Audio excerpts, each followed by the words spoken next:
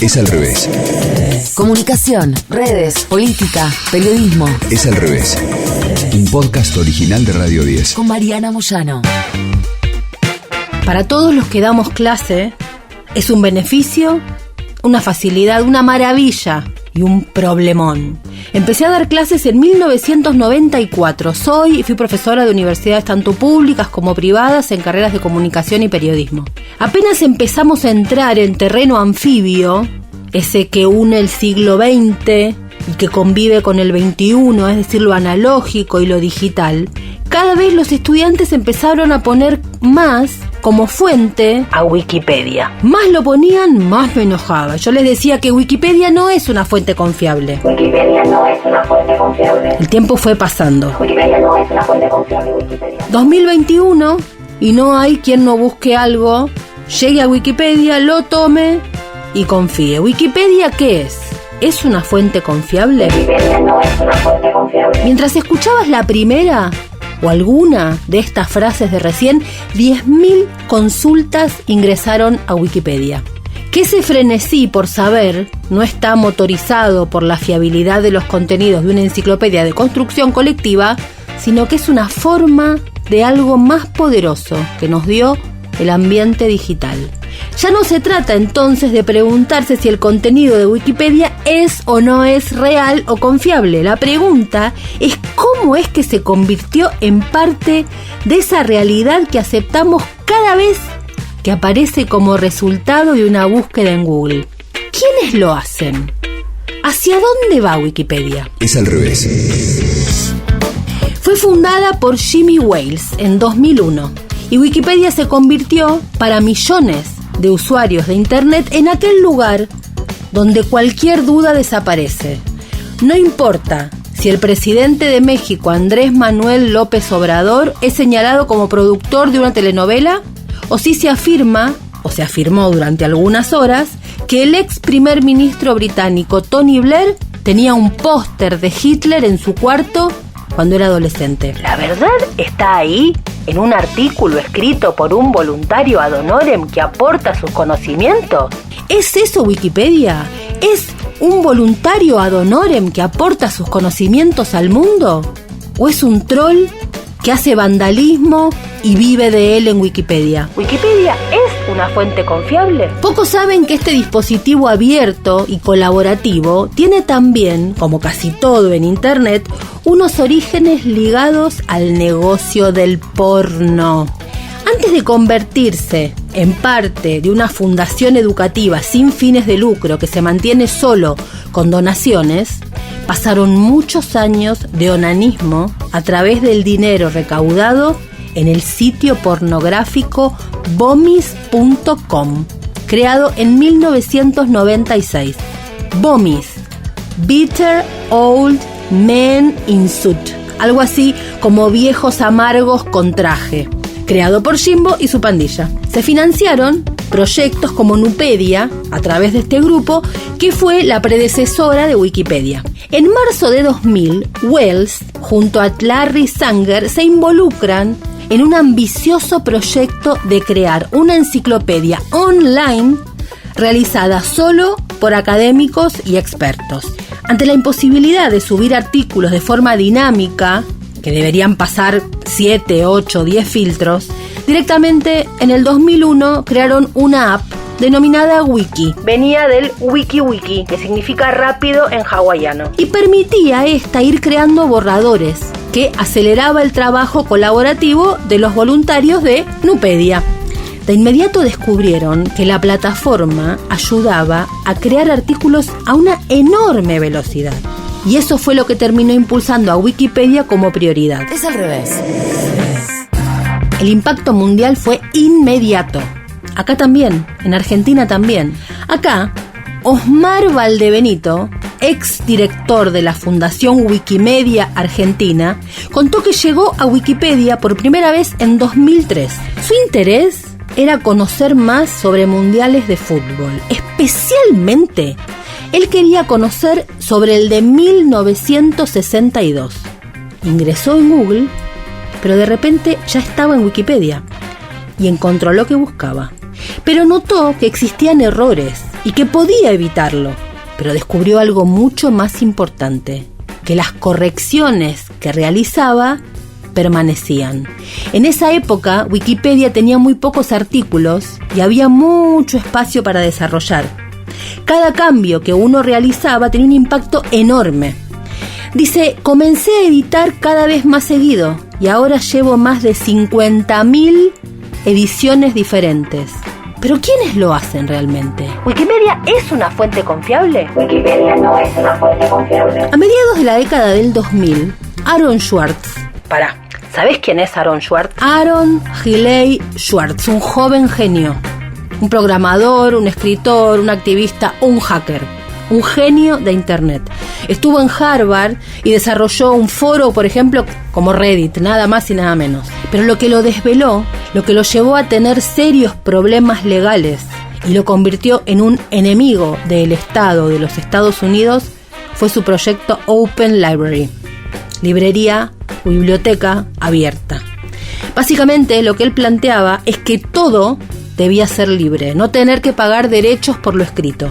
Suena hermoso, pero se llevaba obviamente de patadas con los derechos de autor y con la propiedad. Pero este es debate para otro episodio. Aaron Swartz se suicida en enero de 2013 cuando estaba a punto de ir a la cárcel por mucho tiempo.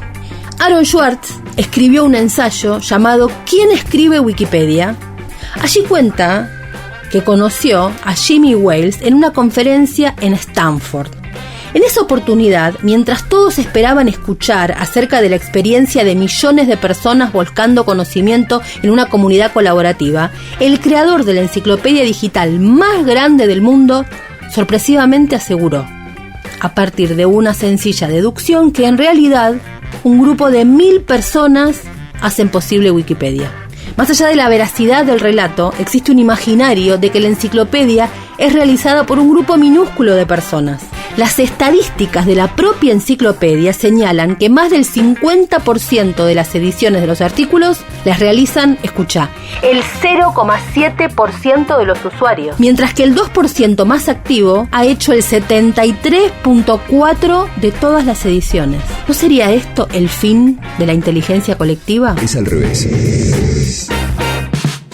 Ante este interrogante, Swartz encaró una investigación personal donde su objetivo era averiguar la calidad de las ediciones de cada usuario.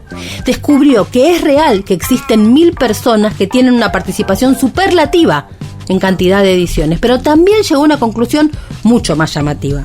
Y es que existen usuarios que editaron solo un artículo, pero que lo han escrito prácticamente en su totalidad. Esto significa que el grupo de los 1.000, en muchos casos, está ahí para editar pequeñas correcciones. Pero ¿quiénes son esas personas que escriben sobre la máquina de River, Lady Gaga o la Semana Trágica? ¿Son personas? ¿Existen? ¿O son un grupo cyborg programados para escribir la historia? Nicolás Giorgetti, editor de Wikipedia desde hace más de 10 años, asegura que a pesar de que en Wikipedia existen políticas y convenciones, nadie está obligado a seguir nada. En ese sentido, dice que uno de los pilares de la enciclopedia Wikipedia es que no tienen norma. Dicen ellos que si una norma te impide mejorar la enciclopedia, ignórala. Las políticas de contenidos de Wikipedia surgen a partir de un consenso de los editores. Cuando hay algo que no funciona, se discute, se vota y se arregla, dice esto Giorgetti.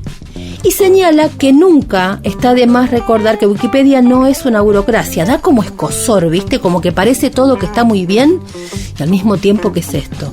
Escribir en la enciclopedia es muy sencillo. Una vez dentro de Wikipedia pones el nombre del artículo en el buscador de la página. De inmediato, en caso de que no exista, aparecen sugerencias y una frase con 2 palabras resaltadas. Puedes crearlo. Cliqueas ahí y lo completas.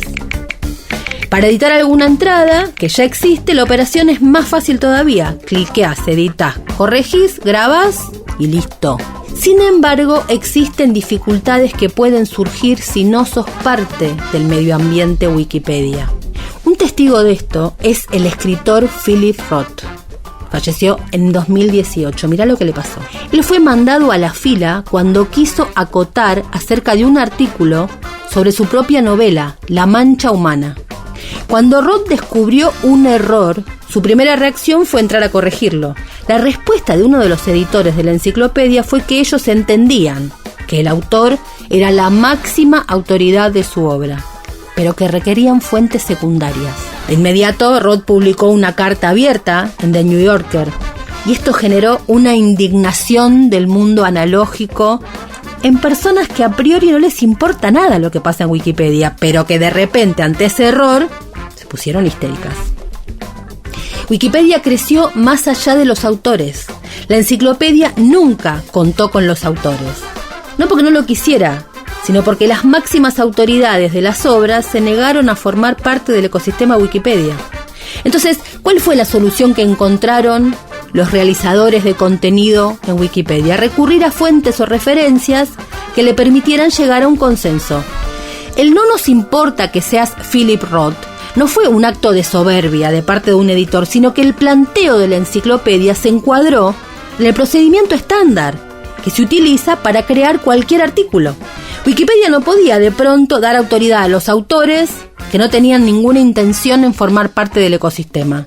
¿No hubiera sido todo más sencillo si Philip Roth hubiera tenido, por ejemplo, un blog que tuviera diálogo con la comunidad digital? Wikipedia no te va a dar la llave de la ciudad porque seas el legítimo autor.